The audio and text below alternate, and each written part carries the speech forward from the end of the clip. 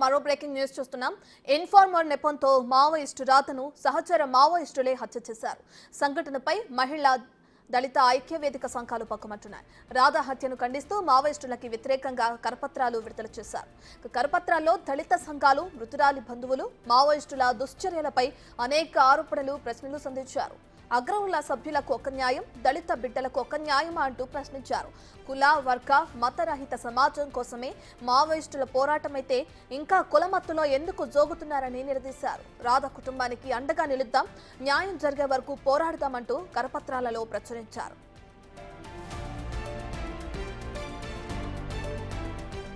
విప్లవం కోసం ఉద్యమంలోకి వెళ్లిన మహిళా మావోయిస్ట్ పల్లెపాటి రాతను ఇన్ఫార్మర్ నెపంతో సహచర మావోయిస్టులే ఆమెను హత్య చేశారు. మావోయిస్టును తోటి మావోయిస్టులే హతమార్చడంతో ఈ ఘటన రాష్ట్ర వ్యాప్తంగా సంచలనంగా మారింది. మావోయిస్టుల్లో కొందరు చేసిన తప్పులను రాత ప్రశ్నించిందని, వారి గుట్టు బయటపడుతుందనే భయంతో చంపేశారని చెబుతున్నారు.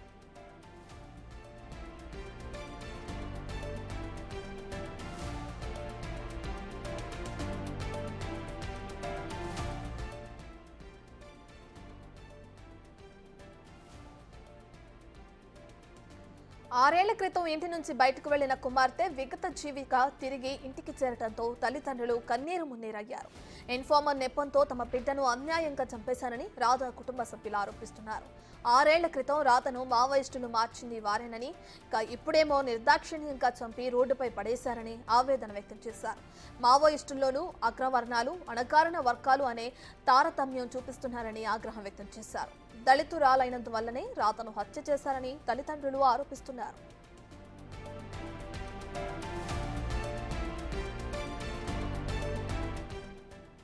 ఇదే అంశానికి సంబంధించి మరింత సమాచారాన్ని మా ఇన్పుట్ ఎడిటర్ పవన్ అందిస్తారు. రైట్ పవన్, ఇన్ఫార్మర్ నెపంతో రాధ అనే మావోయిస్టును హతమార్చినట్లు కూడా రాష్ట్ర వ్యాప్తంగా సంచలనం సృష్టిస్తుంది. దీనికి సంబంధించిన డీటెయిల్స్ ఏంటి?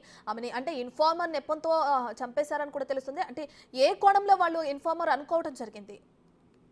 అయితే ప్రస్తుతం మావోయిస్టు పార్టీలో కూడా అటు రాధా హత్య ఘటన కొంత చర్చకు దారితీస్తుంది. 2017లో నర్సింగ్ విద్యార్థినిగా ఉన్న రాధను అప్పట్లో చైతన్య మహిళా సంఘానికి చెందిన కొంతమంది ఆమెను ఆ మావోయిస్టు భావజాలం పట్ల ఆకర్షితురాలను చేశారు.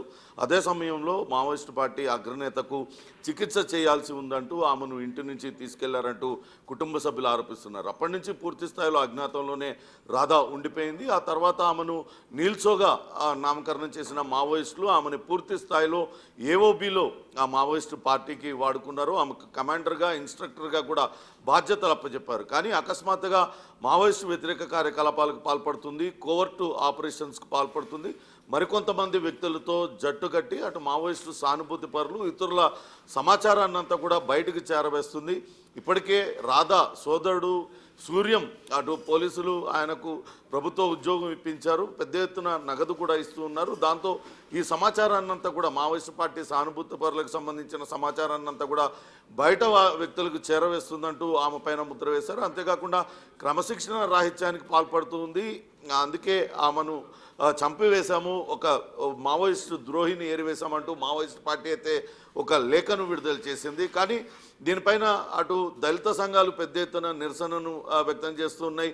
ఎందుకంటే మావోయిస్టు పార్టీలో మొదటి నుంచి కూడా అగ్రవర్ణాలు ఆధిపత్యం చెలాయిస్తున్నాయి.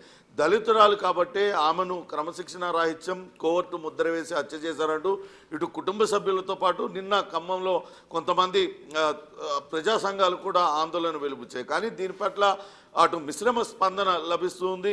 ఏదైనా ఒక సంఘటన జరిగి మావోయిస్టుల ఎన్కౌంటర్ జరిగితే పెద్ద ఎత్తున అటు ముందుకు వచ్చే ప్రజా సంఘాలు లేకుంటే హక్కుల కార్యకర్తలు ఇప్పుడెక్కడికి పోయారంటూ అటు రాధా కుటుంబ సభ్యులందరూ కూడా ప్రశ్నిస్తున్నారు.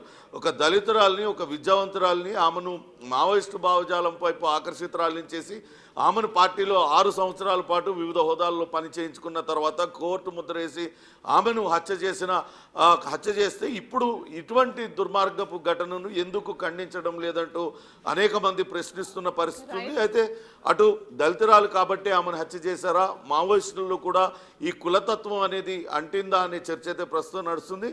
కానీ మనకు అందుతున్న సమాచారం ప్రకారం కేవలం సెక్షువల్ జెలస్తోనే రాధను హత్య చేశారు అనే సమాచారం కూడా కొంతవరకు అటు మావోయిస్టు పార్టీ సర్కిల్స్లో కలవరం రేపుతూ ఉంది.